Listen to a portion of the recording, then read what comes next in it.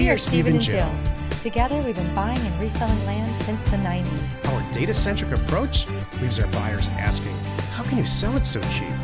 Here on the Land Academy Show, We answer that and more. Steve and Jill here. Howdy. Welcome to the Land Academy Show, entertaining land investment talk. I'm Stephen Jack Butella. And I'm Jill DeWitt, broadcasting from the Valley of the Sun. Today's Jack Thursday, and I'm going to talk about 5 things I refuse to spend money on. I should have called it refuse to spend too much money on. Some of these are really unavoidable. But I got some that are just automatic. I could think of. Before we get into it, let's take a question posted by one of our members on the landinvestors.com online community. It's free. And don't forget to subscribe on the Land Academy YouTube channel. Comment on the shows you like. Dave wrote, I've got the VP of Business Development for a large senior living community asking me to bird dog suitable land for them. Anyone ever indulge something like this by actually sending a mailer in an area with buying criteria that might be different than what you would normally do otherwise? The risk seems pretty obvious, but the upside could be pretty big, I'm thinking. What do you all think? I started my career on this very thing in the very early 90s, buying and selling long-term care facilities and associated companies and land even to people who already own long-term care companies. So I responded to this person in great length in Discord, and I said, yeah, I would do it. However, here's a few things that I learned that you really need to do before you get too excited about it. If it's a nonprofit group, we've done this. Joe and I have done this for apartment owners in Los Angeles with mild success. And I only say mild because mild, not extreme success, because Joe and I got really frustrated with the amount of time that, just know that it's a client. When you're buying property on behalf of yourself, you can make a decision really quickly. Yep. When you're buying property on behalf of anyone else, especially if it's an organization and there's multiple people and making a decision. They've got to love all over it and feel it, and I can't take it. So mild success. But if you're really, really young and you're super ambitious, you can get a mailer out. I'll tell you what's great about senior living or any specific use type property like this. Maybe properties for subdivisions. These people live and die by these acquisitions, so they have to make a decision. So you got that going for you. Number 2, they're very specifically zoned. So you can do a mailer, in an entire state if you've got real good data, assessor data, for that specific zoning. Like people who want trailer parks, that's specifically zoned. RV parks, very specific zoning, self-storage, and on and on and on. So when you find a client that's on a real aggressive acquisition schedule, it's not hard to put those things together. If they're a for-profit group, you need to find out who's making the decision, and you need to sign a contract that says, you're going to pay me 2% of whatever you buy, whatever I send you. And I'm not going to represent you in this transaction in any manner because I'm not a licensed real estate agent. If it's a nonprofit group, and I did the majority of work myself a long time ago for nonprofits, you really need to put a suit on and go to the next board meeting and take their pulse about how thirsty they are for doing acquisitions. Because nonprofits all say they are. They want to expand and do better and spread their mission and the whole thing. But when it comes to reality, the vast majority of the time is that they just don't have the kahunas to do what a for-profit company does. Tons and tons of money to be made here. Requires a lot of patience and organization. Thank you. Today's Jack Thursday, 5 things I refuse to spend money on or too much money on. This is why you're listening. Okay, I'm excited to hear. You said one of them might not be legal? Well, I refuse to spend money on illicit drugs and hookers. Oh. But that's not on my list. Okay, thank you. Lucky Thanks for all for of us. that. I can't stand spending money on rent or mortgage and having a mortgage. I can't stand it. It crushes my soul. I know. Does it make better financial sense? Yeah. Most of the time, you should not pay off your mortgage. Most of the time, in specific markets. Mm-hmm. Aren't you an accountant? Didn't you say you were an accountant or something and you're smart with money? Yeah. I just have a personal issue with having any type of debt. That's my number one. I can't stand spending money on this. If I have like credit card debt, it just crushes my soul. It makes me a terrible person to be around permanently. Okay, if you're taking notes, please underline the word permanently. Hey, do you have a list? Oh, wait, we're going to go through yours first, and I have a few that I jotted down. I can't stand spending money on insurance. Why? Because I don't have a choice. This is funny. The cards are stacked against me. Mine are so different. I have to spend money on insurance every month. That I never use. That will never get used. No. Why? Because if I use it, my insurance goes up. Exactly. What kind of scam is that? With the get, shoulda, coulda, shoulda, woulda. Same thing with bank fees, which, we have enough money where we got out of that now. What else?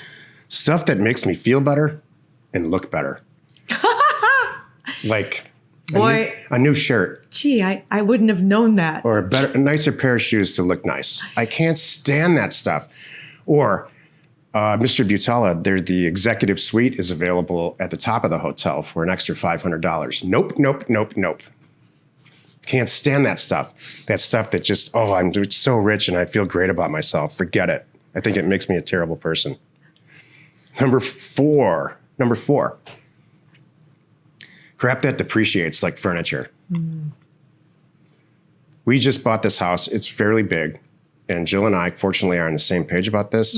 And 99% of the stuff that's in this house is used.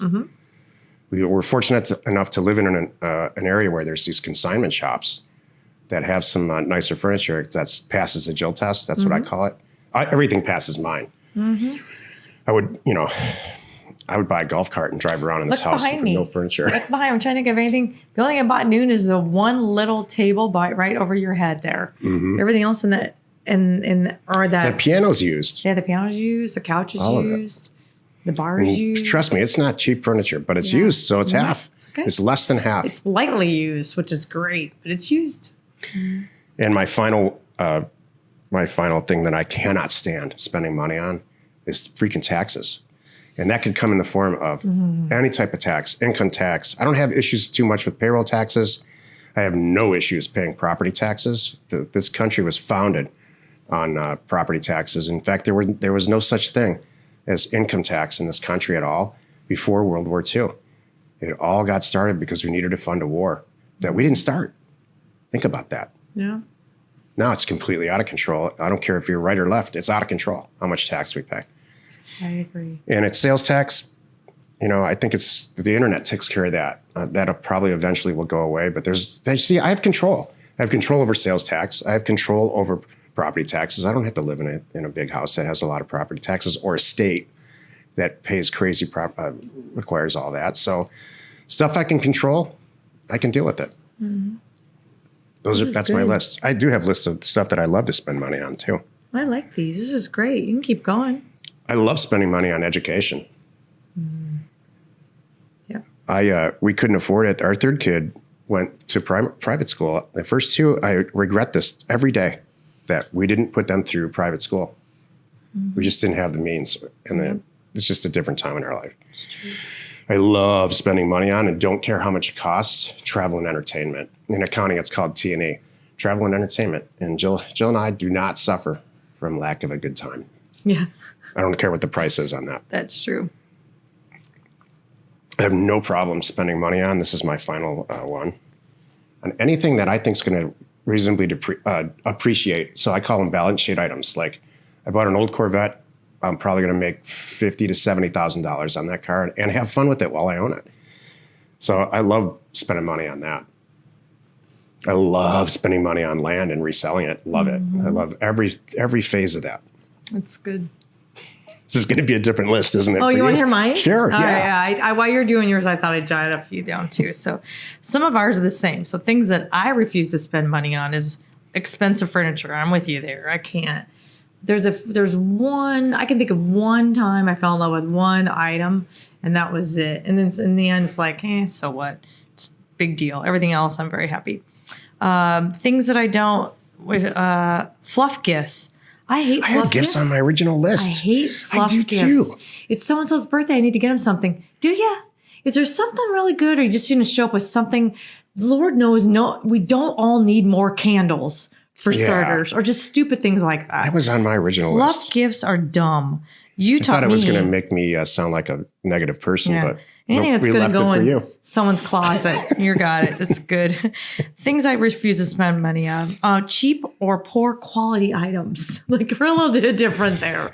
Like not necessarily the hotel room, but I learned this, like, you get what you spend, like, what am I trying to say? You get what you pay for in things like food, clothing, jewelry. I'm going to spend a little money on that stuff. I'm in it. I'm with you on the food. Right. My number 4, you're going to love this one. Things I refuse to spend money on. Expensive wine. Yeah. It is wasted on me. Yeah, me too. I am not a wine drinker. I don't care how much it costs. You put it in front of me. If I like it, I'll keep drinking it. And don't tell me. Just don't even tell me because I don't care. I think $15 to $18 for a bottle of wine is about the tip top. And I think you're going to get everything that you would get out of a $200 bottle of wine. Right. And even more, there's radios clicking off everywhere. Like, I won't want to partake in a $2,000 bottle of wine. I'd be like, hey, it's wasted on me. You guys all enjoy it. Give it to someone else in the restaurant. That's what I'm saying. Whoever's it can someone enjoy else at the this, table please. can have it. I don't care. And then my last thing is the same as you. I hate paying money on taxes. It makes me cry, but I know we have to, and it's okay. I'll leave on this. You can. If you own a business, a little business like these businesses we have, like buying and selling land, you have a crazy amount of control over how much taxes you pay. And I don't mean cheat. I'm not advocating it at all. I'm not even saying fib. You have a lot of control over how much property you buy, how much you don't buy, whether or not you have a real estate designation with the IRS, all kinds of things that are ordinary and necessary expenses for you to succeed at buying and selling land. And that's just not the case. If you're a medical doctor with a crazy paycheck, you have no choice but to pay those taxes. Do We're your in a homework. great tax position, yeah. Just do your homework and do it right. Surround yourself with some good people, some local accountants that understand and have the same point of view as you do. I love it. Good show. Happy you could join us today. 5 days a week. You can find us here on the Land Academy Show. Tomorrow's Jill Friday, and she's going to talk about, well, how long do Land Academy members actually stay in the group? You are not alone in your real estate ambition. How long do they stay in there, Joe? I'll tell you tomorrow. I knew you were going to say that. Yeah. I just got to poke you sometimes. I know you do. Yes, you do. Thank you for tuning in. We hope you find our content valuable, and we really appreciate your support.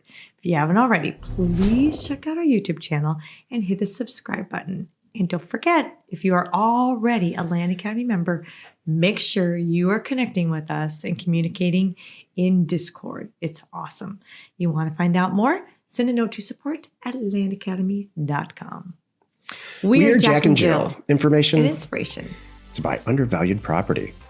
We hope you find our content valuable, and we appreciate your support. If you have not already, please check out our channel and hit the subscribe button. And your comments and suggestions help us to create the content you're here for. Hitting the like button helps to support our channel's algorithm and gauge your interest for future shows.